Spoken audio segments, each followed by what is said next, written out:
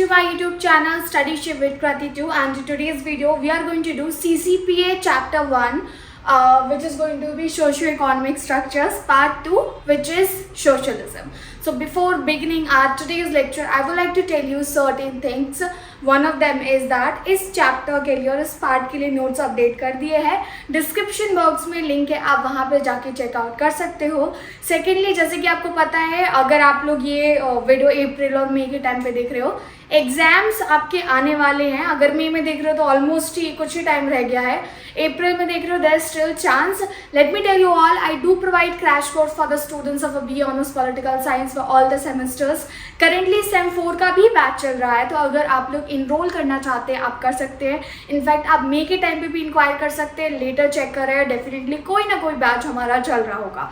So there is a WhatsApp number given here. Just drop me a text in order to know more about this particular course. Also, not only this one, I do provide some other services including one-on-one consultation in case students wants to have regarding many of the problem, because mainly I get the students, they are just in trouble क्योंकि उन्हें समझ नहीं आ रहा है how to just start all these studies in. So yeah, this is what I wanted to tell into this lecture.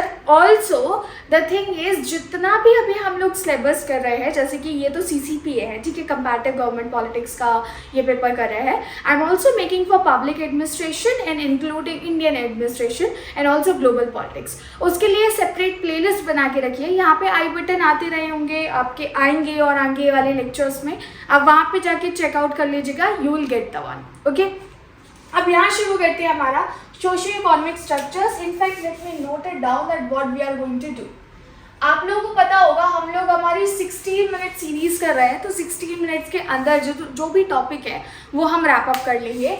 अब socio-economic structures comparative government में बड़ा important है, बिकॉज कंपैरेटिव गवर्नमेंट में जब हम डिफरेंट कंट्रीज़ के इंस्टीट्यूशन को, may be उनकी पॉपुलेशन को, मे बी उनकी ब्यूरोक्रेसी को कंपेयर कर रहे हैं, तो उसका फाउंडेशन, वहाँ के सिस्टम अगर आपको समझ आते हैं, it would be easier. Capitalism तो हो गया था, हमें करना है सोशलिज्म. एंड 11th-12th में ह्यूमैनिटीज़ रहा होगा तो आपको पता होगा socialism is a kind of a structure जहाँ पे सरकार जो है कंट्रोल करती है और सरकार डिस्ट्रीब्यूशन करती है रिसोर्सेज का, बाय मेकिंग श्योर कि इनइक्वालिटीज़ और इनजस्टिस ना फैले. ठीक है, ये चैप्टर कहने को तो बहुत लेंदी है और मेरे अकॉर्डिंग 1 घंटा भी इसके लिए काफ़ी नहीं है, बट फिर भी हमने बहुत ज़्यादा कंप्रेस किया है. कंप्रेस करने के चक्कर में हो सकता है कुछ टॉपिक्स छूट जाए, इसलिए मैंने नोट्स पे ज़्यादा जोर दिया है, तो आप लोग वो देख सकते हो. पहले शुरू करते हैं, सोशलिज्म आया कहाँ से और ये पहले कैसे शुरू होता है. So this was basically response to industrial societies inequalities जो उस वक्त चल रही थी. ठीक है, and mainly industrial and French revolution की वजह से जो भी उस वक्त क्योस क्रिएट था, इनइक्वालिटीज़ क्योंकि काफ़ी ज़्यादा बढ़ गई थी. It mainly aims for controlling wealth distribution for equality, because again rich and poor में ट्रेंच काफ़ी ज़्यादा है और अनइक्वल डिस्ट्रीब्यूशन है. सो दे जस्ट मेक श्योर कि जब सरकार के पास रिसोर्सेज होंगे तो वो डिसाइड कर पाएगी कि अब हमें किसको बांटना है. गरीब है तो उनके लिए वेलफेयर प्रोग्राम्स लेके आएगी या सोशल पॉलिसीज लेके आएगी. So starting with the very first one which is evolution of socialist thoughts. Okay, roots तो इसका आपको एंशियंट रिलीजियस फिलोसफिकल टेक्स्ट्स में मिल जाएगा. चाइना हो गया, USSR हो गए, ये तो काफ़ी टाइम से फॉलो करते आ रहे हैं हमारा concept of a socialism. But बाकी कंट्रीज में फैलने में, स्पेशली मैं बोलूँगी 20th सेंचुरी में सोशलिज्म को फैलाने में काफ़ी ज़्यादा कॉन्ट्रीब्यूशन रहा है, because that time cold war भी चल रहा था. वर्ल्ड वॉर फर्स्ट हुआ, वर्ल्ड वॉर सेकेंड हुआ, एंड हमारा वर्ल्ड वॉर फर्स्ट के बाद ये सोशलिज्म वाला आइडिया बहुत तेज़ी से फैला. So we can just say one thing, that Western political thought में सोशलिज्म की फाउंडेशन हम ट्रेस बैक कर सकते हैं from a Plato's the Republic. Plato का बहुत ही फेमस वर्क है the Republic, and I am expecting, I think due वाले आपका सेमेस्टर 5th या फिर 6th में डाल सकते हैं कि आपको प्रॉपर मोंटेस्क हो गए, रूसो हो गए, वोल्स्टोनक्राफ्ट हो गई, फेमिनिस्ट, इन सब राइटर्स को पढ़ने का मौका मिलेगा. तो hopefully we will get a chance to read about the Plato as well. If not now then surely for masters. So Plato का वर्क है द रिपब्लिक, उसमें इन्होंने इंट्रोड्यूस किया है कम्युनल प्रॉपर्टी का कॉन्सेप्ट. कम्युनल प्रॉपर्टी होगी तो private ownership वाला आइडिया नहीं आ पाएगा। प्राइवेट ओनरशिप जब किसी इंडिविजुअल की होगी ही नहीं तो जो हम बोल सकते हैं एक्यूमुलेशन ऑफ वेल्थ है वो नहीं हो पाएगा, और एक्यूमुलेशन नहीं होगा यानी कि somewhere everyone will get a fair chance to keep with them. So sir Thomas More का भी बहुत ही फेमस का एक आर्टिकल है और वर्क है utopia. Utopia something you know which just exist in a parallel world and it's not possible in a realistic world। तो उटोपिया में इन्होंने प्रपोज किया एबॉलिशिंग प्राइवेट प्रॉपर्टी वाला कॉन्सेप्ट। तो समवेयर द रिपब्लिक में इन्होंने कम्युनल प्रॉपर्टी बोला और यहाँ पे ये प्राइवेट प्रॉपर्टी के कॉन्सेप्ट को एबॉलिश करने का आइडिया देते हैं। Fourth goes for Francois Noel Behoff, advocated for communal ownership abolishment। I actually cut it down because let me tell you ये गलत हो जाएगा। फ्रैंकोस नोएल बेओफ जो थे वो एक फ्रेंच रिवॉल्यूशनरी थे जो सोशलिज्म में बिलीव किया करते थे। तो ये जस्ट इंट्रोड्यूस दैट कि हाँ कम्युनल ओनरशिप होनी चाहिए, इक्वल राइट्स होने चाहिए, डिस्ट्रीब्यूशन ऑफ रिसोर्सेज सही होना चाहिए। रॉबर्ट ओवन जो कि एक बहुत ही फेमस ब्रिटिश सोशल रिफॉर्मर रहे हैं, तो ये आइडिया लेकर के आए थे सोशलिस्ट प्रिंसिपल्स का in cooperative communities. I am going to give you some of this really good examples. Early socialist movements की बात कर लेते हैं which is going to the fifth topic here. Early socialist movements में some of the key figures that we can introduce और we can just talk about, और मैं इसका नोट्स में ऑलरेडी जिक्र कर चुकी हूँ। एक तो थे हमारे रॉबर्ट ओन्स, तो इनकी टेक्सटाइल फैक्ट्री थी, ठीक है। तो इन्होंने क्या किया था, ये जो सोशलिस्ट प्रिंसिपल्स है ना इन्होंने ये अपने फैक्ट्री में इंट्रोड्यूस किए थे फॉर सी दैट कि देखो हम एक्सप्लॉइटेशन नहीं कर रहे हैं एंड अगर हम सोशलिज्म के प्रिंसिपल्स को फॉलो करते हैं तो रिसोर्सेज का डिस्ट्रीब्यूशन किया जा सकता है एंड ऑल्सो लेबर भी उसमें खुश रहेगा। दूसरे थे चार्ल्स फॉरियर, ठीक है। चार्ल्स फॉरियर ने भी कुछ इसी तरह का आइडिया अपने एरिया में इंट्रोड्यूस किया था। एंड थर्ड थे सेंट साइमन, जिन्होंने सेंट साइमन ने इंडस्ट्रियल प्लानिंग में सोशलिज्म के प्रिंसिपल को यूज करके ये समझाने की कोशिश की थी like working professionals like scientists, doctor, engineers, हम इनको एज अ रेफरेंस लेकर के फिर इक्वल डिस्ट्रीब्यूशन ऑफ रिसोर्सेज कर सकते हैं।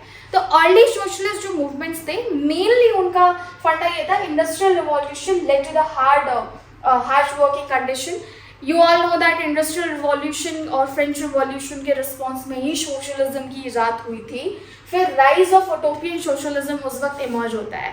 अब ये उटोपियन सोशलिज्म क्या है? सोशलिज्म जहाँ पे ये मानते हैं कि देखो स्टेट का होना ज़रूरी है ताकि हम इक्वल डिस्ट्रीब्यूशन कर सकें और बौजुआ और हम बोल सकते हैं एलीट लोग जो लेबर है या एम्प्लॉय है या सर्व्स है उनको एक्सप्लॉइट ना कर पाए। उटोपियन इसको ये बोला है बिकॉज दे एडवोकेटेड फॉर कि स्टेट हटा दो, this entire society will actually get its foundation from the moral principles। moral and social conduct को सब फॉलो करेंगे। तो देखो ऐसा है, पढ़ते तो आप तब भी नहीं हो जब तक आपका एग्जाम का प्रेशर ना हो, ठीक है। कोई भी बच्चा नहीं पढ़ता जनरली, उसे डर चाहिए। घर पे आप कुछ भी करते हो but as soon as you see your parents और may be your professors around you, not घर पे कॉलेज पे, but you will just become sincere. So you are just saying that कि ये सोसाइटी बिना कोई देख रेख के टॉप पे हो और सब लोग सोशली काफ़ी अच्छा बिहेव करेंगे, मॉरली सारा अच्छा काम होगा। Actually it's not possible. This is why इसको उटोपियन सोशलिज्म बोला है। तो अर्ली सोशलिस्ट रिवॉल्यूशन का इम्पैक्ट जो है वो ये होता है कि उटोपियन सोशलिज्म का जन्म होता है। Next is that international working men's association. देखो पहली बात तो ये यहाँ पे एक डेट की गलती हुई है, जहाँ तक मैं जानती हूँ दिस केम इन 1864। 1864 में कैपिटलिज्म के अगेंस्ट पहली वर्किंग मैन्स एसोसिएशन स्टैब्लिश होती है जहाँ पे ये बात कर रहे थे, क्योंकि ग्लोबल प्लेटफॉर्म पे तो 1864 में पहली बार बात की गई थी। They were talking about that कि how we need to talk about workers right, उनका वेज क्या होगा, उन्हें उनके वर्किंग आवर कितने होंगे तो एक्सप्लॉइट ना हो, and also we talk about those people. Next is impact of socialist ideas। So yeah, there was a huge impact that it was creating। इसने जो है welfare states वेस्टर्न यूरोप में, क्योंकि ज़्यादातर वेस्टर्न यूरोप में capitalism चल रहा था, लेकिन सोशलिज्म इतना तेज़ी से फैल रहा था, उसके आइडियाज़ इतने ज़्यादा रिवॉल्यूशनरी थे कि वेस्टर्न यूरोप में अब जो स्टेट था वहाँ का, चूँकि कैपिटलिज्म में मिनिमल कंट्रोल होता है, but state became quite active, not in a way जैसे आज होते हैं, but they became quite active and started making welfare states, started making welfare policy for its people। Next is they advocated workers right, that उनके आप hours fix करो, उनका आप कितना उन्हें तनख्वाह देने वाले हो, मजदूरी देने वाले हो, वो फिक्स करो। नेक्स्ट हम बात करते हैं मॉडर्न सोशलिस्ट मूवमेंट्स की। तो workers rights and social welfare, अब देखो याद है ना पहली इंटरनेशनल जो कॉन्फ्रेंस हुई थी या फिर आप बोल सकते हो gathering, that was international working men's association 1864। दूसरी होती है हमारी मॉडर्न सोशलिस्ट मूवमेंट के टाइम पे, इसमें भी इन लोगों ने दोबारा से वर्कर्स के राइट्स और सोशल वेलफेयर कितना करना चाहिए, कैसे करना चाहिए, वो डिस्कस किया था। And this was the one, और जैसे जैसे ये डिमिनिश होने लगता है, इसके आइडियाज डिमिनिश होने लगते हैं, फिर आने लगता है रशियन रिवॉल्यूशन। और रशियन रिवॉल्यूशन के बारे में डेफिनेटली आपने पढ़ा होगा, 9th या फिर 10th की हिस्ट्री में है जहाँ तक मुझे याद है। अगर ह्यूमैनिटीज से रहे हो तो 11th 12th में भी जिक्र हुआ है। रशियन रिवॉल्यूशन 1917 के टाइम की बात है। ऑलमोस्ट फर्स्ट वर्ल्ड वॉर हमारा बीच में चल रहा था जब इसके आइडियाज व्लादिमीर लेनिन के द्वारा काफ़ी ज़्यादा फेमस होते हैं, because he was the one, Bolshevik party से थे, इन्होंने रेबल किया था against the country's government, started talking about the communism और socialist ideas. Socialist and communist party in Europe, to be very honest not only in Europe, अगर हम Asia, Africa, इन जगह भी बात कर ले तो काफ़ी ज़्यादा कम्युनिस्ट पार्टी या फिर सोशलिस्ट पार्टी फेमस है। इंडिया में भी एक पार्टी चलती है, ठीक है, जनरली ये बंगाल साइड चलती है, कम्युनिस्ट पार्टी ऑफ इंडिया, ठीक है। Now there are two parts, communist party of India and communist party of India Marxist. One actually which basically supports जो आइडियोलॉजी रशिया में चलती है, one of the party is that जो China की ideologies को support करती है।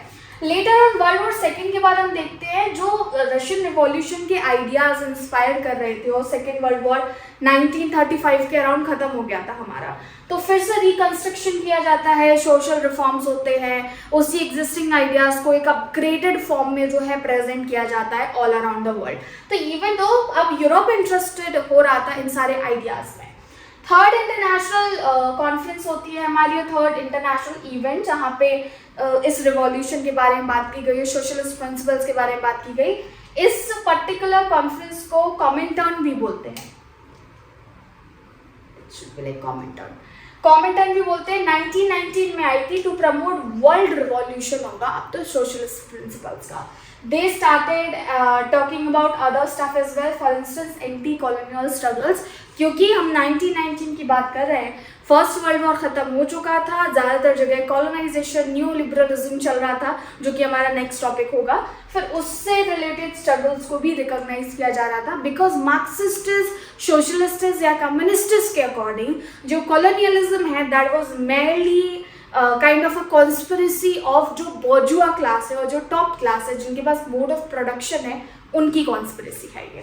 फिर कंटेम्प्रेरी सोशलिस्ट मूवमेंट, तो रिसर्जेंस होता है लैटिन अमेरिका में, they started challenging new liberalism and Europe advocate करने लगा था कि हाँ भाई सोशल वेलफेयर होनी चाहिए, वर्कर्स के राइट होने चाहिए। और अच्छी बात ये हुई कि यूरोप में बहुत सारी कंट्रीज कैपिटलिज्म तो उन्होंने अपनाए रखा ही as their economic ideology, but also they promoted such kind of activity. अभी इससे पहले भी बोला था मैंने, by that time they just recognized it, recognize करने के बाद उसको इम्प्लीमेंट करने में फर्क होता है। और उसमें आप देखिए अगर आप 17th सेंचुरी से शुरू करेंगे तो रिकॉग्नाइज कर लिया, उसको इम्प्लीमेंट करने में इन्होंने 100 साल लगा दिए।